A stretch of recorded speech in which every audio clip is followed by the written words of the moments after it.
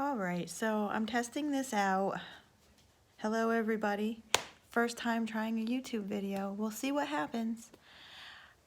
You know, going live is like one of those really hard things because, you know, you have to stay focused and, you know, read what people are saying. And I think I'm going to do much better this way. So I'm going to be on a variety of topics. I'm going to let you know they're always going to be different. You're never going to know what you're going to see. But I do want to start with the journey I took as far as the weight loss journey is concerned, because that is a huge deal for me. You know, I have been big for 20 plus years, maybe even going on, well, probably like 25. And you kind of just get used to a certain amount of things. I mean, I'm still not small by any means. I mean, I've got, you know, I've got a ways to go, but I'm a lot smaller than I was. Let's just put it that way. But it's, you just think differently. You know, you're just used to always, you know, hearing that. People like to tell you, oh, you're fat. Oh, you know, they like to tell you as if you don't look at it every day and see it, you know, but they have to tell you. They feel they have to tell you. And I tried diets. I tried dieting. I tried going to the gym. I tried all kinds of things, and they just didn't work. They didn't stick. Like, they worked for a little while, and then they just didn't stick. If I have to actually go somewhere else to exercise, I'm not going to do it. I'm going to find every excuse in the book, you know, and I did. I mean, I did it for a little while, and then I was like, no, I can't do this. I can't do this anymore. Nope, I don't want to do this. I don't want to do this. And then you end up wasting money, you know, paying for the gym. So I stopped that. And I actually signed my husband up for, shout out to BOC. I actually signed him up for the weight loss surgery. And the first thing you have to do when you sign up is you have to go to a class that's like, I think it was like 2 hours, 2 or 3 hours long. And you have to do that first. Otherwise, they won't let you go through the rest of the process. Because the class covers everything, covers all kinds of surgeries that you can have, like the different options that are out there, you know, the risks, the benefits, all kinds of things. And then once you go through that class, then you can sign up for an appointment with the doctor, and they can discuss further things with you, you know, going further. So I actually signed him up because they said I didn't qualify because I was right on the cusp of not qualifying. And so they were going to sign me up for something else. But I went to the class with him. Excuse me. I went to the class with him. And then he mentioned to his doctor about me. And I had a couple other qualifying factors that they didn't qualify me over the phone, which I'm so glad he talked to the doctor about it. I'm so glad. I owe him everything for this. So thank you, babe. You really are the one that got this rolling. So then, and he said, well, since you were at the class, because the doctor saw me at the class, he's like, you don't have to take it again. So then I just started going through the process. And let me tell you, if there's anybody out there that's on the fence about this, do it. Do it. It is the best thing you can do. Yes, it's only a tool. So don't think that you're going to do this and it's going to solve all your problems. It's a tool. It helps you get there, but you still have a lot to manage. I mean, every day I have to rethink what I eat. You know, I mean, I go to Christmas, or let's just say, for example, I went to a get-together at my husband's family's house, and they had soup, all kinds of soups, and they had homemade breads, a ton of homemade breads. And I love bread, but I can't eat it anymore because of the surgery.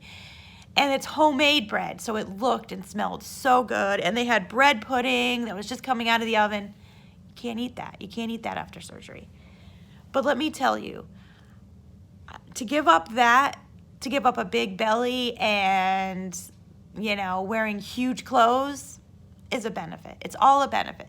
But it's a lifestyle change. You know, you have to rethink everything. I mean, the old me would have been like, yeah, let's get a ton of that bread. Let's lather up that bread pudding, you know. Yeah, I would have been pigging out. But that's not how it is anymore. You know, I mean, you can't change your life without changing your lifestyle. That's just how it goes. You can't change your body without changing what you eat, changing how you do things, you know. Now, the exercise part is still very hard for me. However, I came up with a solution. The solution is I deliver newspapers. And I do the walking route. There are days when it's really cold or it's like snowing really bad or raining really bad and I'll drive it. But those are far and few between. Like I walk every day that I can. Every day that it's possible to walk, I walk. And so I have no excuse. I have to walk. I have to deliver those papers to people. They need the papers. So that has changed my attitude towards exercise, because not only that, but I mean, yeah, the pay isn't amazing, but I'm still getting paid for it. You know, when people tip you because you put the paper where they asked and they are happy and they give you like a little tip. So basically I'm paying to exercise, and not only am I getting paid for it, I'm also taking care of my body. So you got to find what works for you. Like I said, me going to the gym or exercising at home just wasn't going to be the thing, you know. This is. So it's about a 30 minutes to 40-minute walk, because I park the car on the first street and I walk all the other streets, and then I got to walk back to the car. So with that included, it's maybe about 40 minutes. And it's nice, you know. I just put on my headphones, put on the music, and just go. You know, and you get to meet your customers that way too, because when you just drive up in a car and throw a paper, you don't see them, you don't talk to them, and I get to know them, you know, and some of them would come out and said, we appreciate, you know, what you do, and it's nice. That's also nice, you know, and you get to know them, they get to know you, and they look out for you and stuff like that, and so it's a win-win all together. But again, if I hadn't had the surgery, I wouldn't, I don't want to put it, I wouldn't be where I'm at, and I probably would have been discouraged. The surgery definitely gives you a kickstart. You know, I'm not ashamed to say that I started at 230. 230 for a woman is big, and I'm only 5'3". So yes, there was a lot of weight there. That's where I started, and I am now down to 168. Now, yes, I'm not small by any means. I still have some weight to go. But it's definitely given me a little bit more confidence. I definitely like the fact that I can just go into a store and I don't have to go all the way to the back to see the heaviest section. You know, if I'm ordering clothes, I don't have to say, like online, I don't have to say, well, what's the highest size you've got? You know, I don't have to do that anymore, and it's nice. I mean, a little bit of the challenge is some clothes makers, the styles fit differently, so you're not quite sure what to go in, but it's definitely, better than saying, well, do you have a 3X, you know? I don't have to worry about that anymore. I mean, I still have concerns because they say that the fullness feeling might go away in a year to a year and a half. Well, it's been a year, so I mean, and I know my biggest thing too is I take smaller plate sizes. Like, I don't take a big giant plate because then I will try to fill it, you know, and I can't eat that much anymore. I take the little plates, like the little saucers, and then I know, okay, I can't eat more than what's on this plate anyway, and so that helps too. But that's all about rethinking, you know. I mean, and the restaurant thing is tricky. Of course, when I was taking the classes, one of the things that they said was get a to-go box right away and then cut a huge portion out and put it in the to-go box and close it, so that way you only eat what's on your plate. I haven't done that, but I just kind of know, you know, I'm only going to eat a small amount, and I try not to exceed that. Right now, the full feeling is still there. I hope it never goes away. But But I do try to judge, you know, like I said, I kind of know what I'm going to eat and what I'm not going to eat.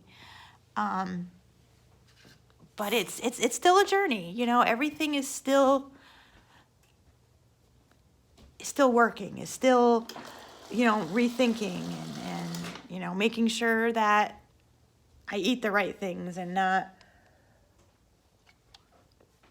things that are going to make me sick. And so I'm going to tell you, anybody that's having the surgery I did, which was the gastric sleeve, you can't have breads afterwards. You can't have cakes afterwards, cupcakes, cakes. Brownies I can eat. I eat brownies. Cookies you can have, yes. But again, everything's moderation too, you know. Wow, I've already been on this 10 minutes. Wow, that's crazy.